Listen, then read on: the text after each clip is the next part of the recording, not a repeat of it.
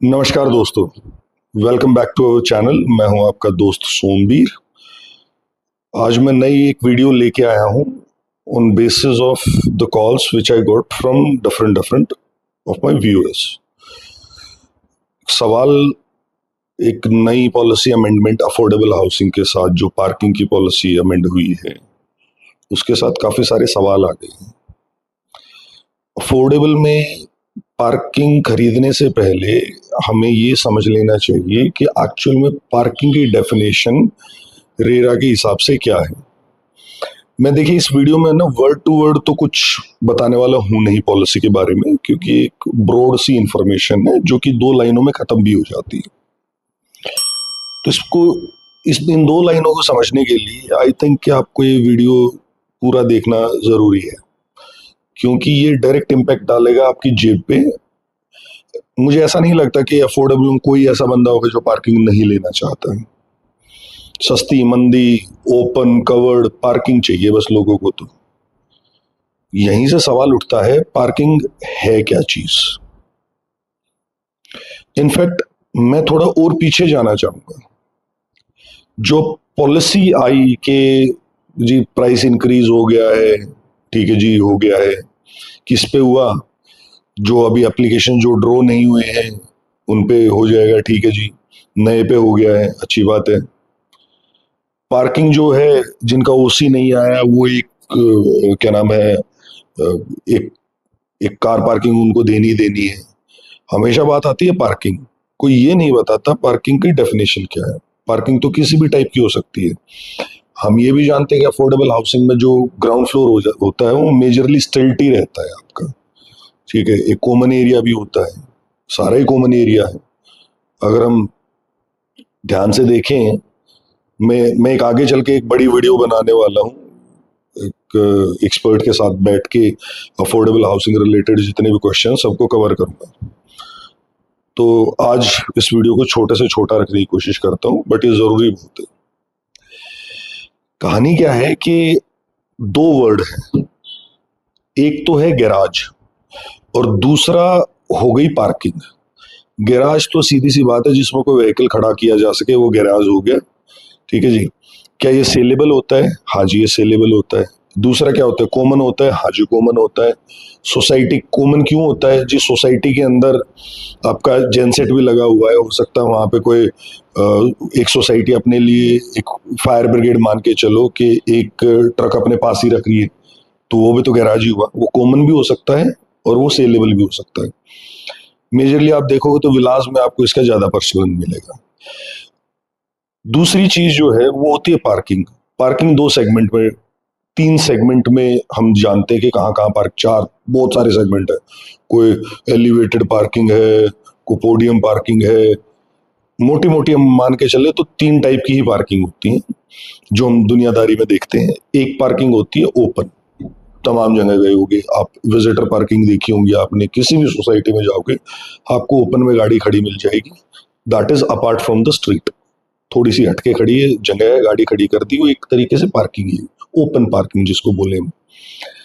दूसरी चीज होती है आपकी स्टिल्ट पार्किंग। हम अपने फ्लोर्स में देख रहे हैं इन चीजों को। ग्राउंड फ्लोर तो जो मैंने और वीडियो बनाई थी स्टिल्ट +4 वाला, स्टिल्ट का मतलब ये है कि वहां पर गाड़ी पार्क कर लो, तो वो भी एक टाइप की पार्किंग होगी। तीसरी टाइप की पार्किंग होगी कवर्ड पार्किंग।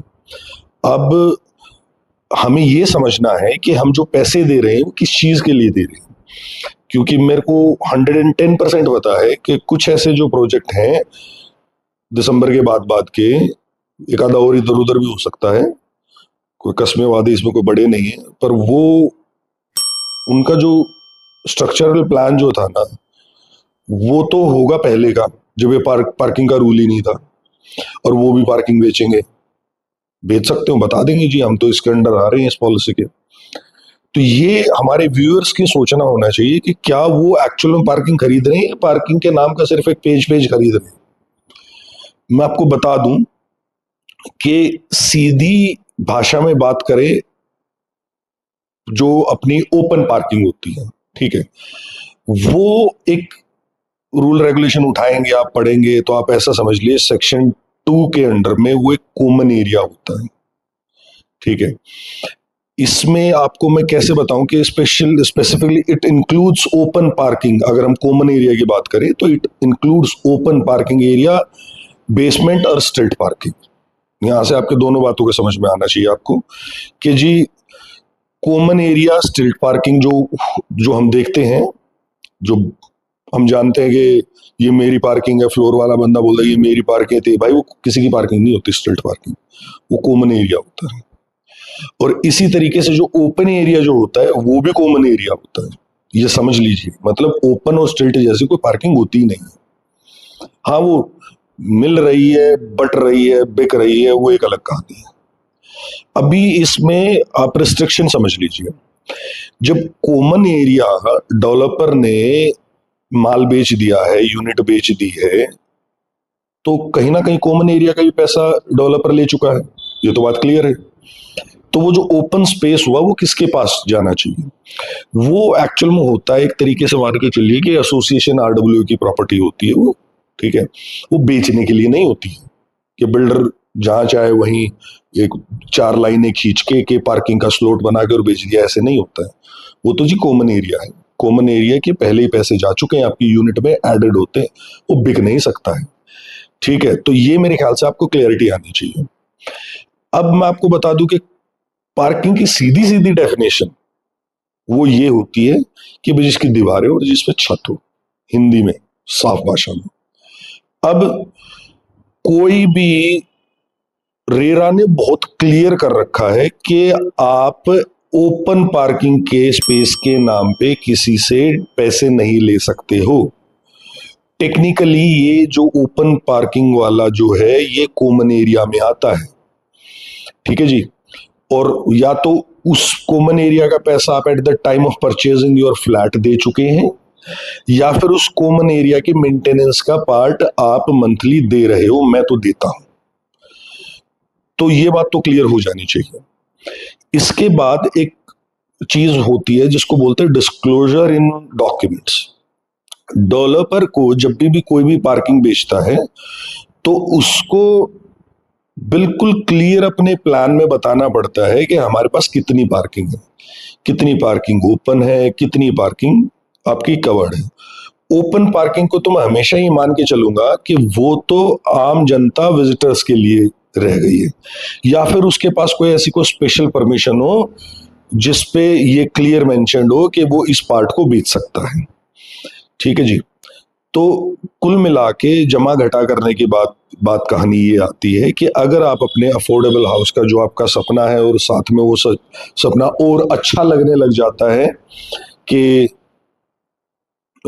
इसमें पार्किंग भी होगी, पहले पार्किंग नहीं होती थी, वो तो बहुत बढ़िया हो गया, रेट बढ़ गया, ये सब बढ़ गया, सब बढ़िया है जी। ये पार्किंग जो जो खरीदेगा वो ये समझ के खरीदे कि ये तरीके से अप्रूव्ड होनी चाहिए। ये ऐसा नहीं कि बिल्डर ने अपने लेटर हेड पे निकाल के दे दिया, बिल्डर तो लिख के दे देगा जी।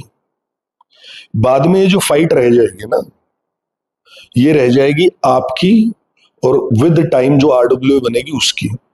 और एक आरडब्ल्यू के लिए एक सेट ऑफ पीपल की भी जरूरत नहीं है, एक सही आदमी वो पूरे के पूरे प्रोजेक्ट की पार्किंग सिस्टम पे क्वेश्चन खड़ा करवा सकता है। तो पार्किंग जो बिकनी शुरू हुई थी, कुछ तो वैसे ही बिकी, सब जानते हैं, कुछ फिर पहले बिकी थी, कुछ 5% की पेमेंट थी, उसमें बिल्डरों ने हाहाकार मचा दिया था। 5% थी, कितनी थी, हाँ शायद 5% थी, काफी टाइम हो गया। तो बिल्डरों ने हाहाकार मचवा दिया कि जी 5% का तो अमाउंट हम चेक में ले लेंगे और कुछ कैश ले रहे, तो कुछ ऐसी सी कहानी थी, काफी दिन हो गए उसको। फिर अफोर्डेबल भी कमी आ रहे, नहीं तो ये भी इंफॉर्मेशन ताजी ही रहती। अब ये 10% का आ गया, चीज तो बहुत अच्छी है, पर इसका ना मिसयूज होने की बड़ी काफी मेरे को पर्सनल लेवल पे ज्यादा संभावना है। कोई तो इनमें से ये नहीं मानेगा कि जी हम 10% पे कार पार्किंग छोड़ देंगे, मेरा पहला मानना है। दूसरा, ये फिर इसमें कुछ ना कुछ कैश की भी जरूर डिमांड करेंगे। अब ये कुल मिला के ना आम जनता के लिए ना बड़ा हेप्टिक सी चीज होने वाली है। और फिर भी बेचेंगे क्या जो बेचने लायक थी ही नहीं चीज, ये भी एक बड़ी कहानी है। तो मेरी एक सजेशन है, जो आम नागरिक, आम बायर कुछ एक पेपर चेक कर ले। कहाँ कर ले? आप जाओ, हरियाणा रेरा की बात करते हैं, आप एच रेरा की वेबसाइट पे जाइए, वहां पे गुड़गांव वाले सेगमेंट पे जाइए, वहां पे आपको सर्च प्रोजेक्ट मिलेगा। बड़ी इजी सी वेबसाइट है। सर्च प्रोजेक्ट्स में जाओ, वहां पे आपको रेरा का लाइसेंस मिलेगा उसका। दूसरा आपको मिलेगा अदर डॉक्यूमेंट्स या A2H फॉर्म, एक PDF होगी, साथ में अपलोडेड होती है, रेरा के साथ ही मिल जाती है।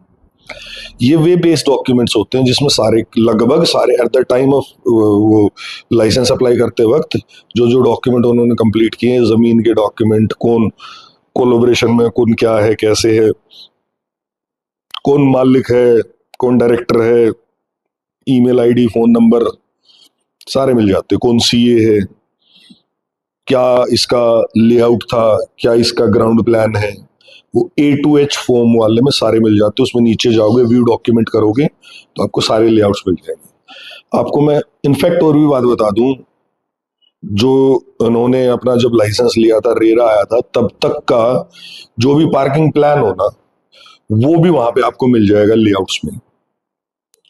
ये हो सकता है कि बिल्डर ने बाद में वो अप्रूव करा ली हो पार्किंग वाली, पर कम से कम you will get a fair idea कि डॉक्यूमेंट होते कैसे हैं। तो कल को जब जाओ आप पार्किंग खरीदने के लिए, तो वो तो डॉक्यूमेंट तो मांगोगे, पैसे तो वो ले ही रहे हैं। और जैसे मैंने बताया कि मेरे तो हिसाब में जरूरत से ज्यादा ही लेंगे, मेरे को खासा सा विश्वास तो है नहीं। तो इसलिए आप, अगर वो कुछ क्लेम कर रहे हैं कि जी ना हमने तो पहले ही अप्रूव करा ली थी, तो A2H फॉर्म में चेक कर लो।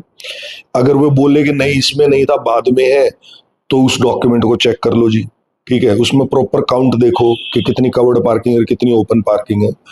ये सब कुछ करके आप, जो कोई मांगे पैसे, जो कोई दे पैसे, उनकी बीच की डीलिंग है, हम तो क्या बोले, ठीक है अपनी पार्किंग ले लेना।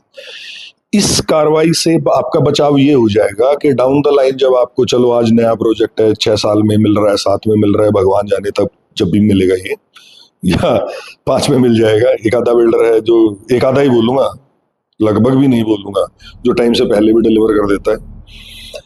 तो जब आपको फ्लैट मिलेगा और आप अपनी गाड़ी पार्क करोगे ना, तो फिर वहां पे कोई समझदार आपको डिक्टेट नहीं कर पाएगा कि नहीं जी आपकी तो पार्किंग ही इनवैलिड है। उस दिन है ना, गाड़ी, धरती, फ्लैट सब सरक जाएगा।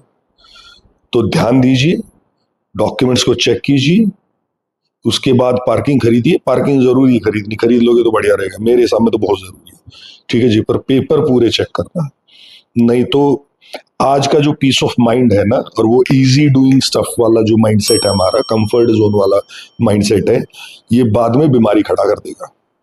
बस इतनी सी इंफॉर्मेशन थी। धन्यवाद है जी। अगर आपको कंटेंट ठीक लगा हो, सब्सक्राइब कर दीजिएगा, लाइक कर दीजिएगा, सवाल हो कमेंट बॉक्स में पूछ लीजिएगा। फोन नंबर है, कमेंट ना करो, फोन कर लेना, उससे ये थोड़ा सा वीडियो ठीक चल जाती है। और कुछ गुड़गांव में कोई प्रॉपर्टी वगैरह प्लान कर रहे हो तो कॉन्टैक्ट कर लीजिएगा, ट्रांसपेरेंसी डील दे देंगे हम आपको। धन्यवाद जी।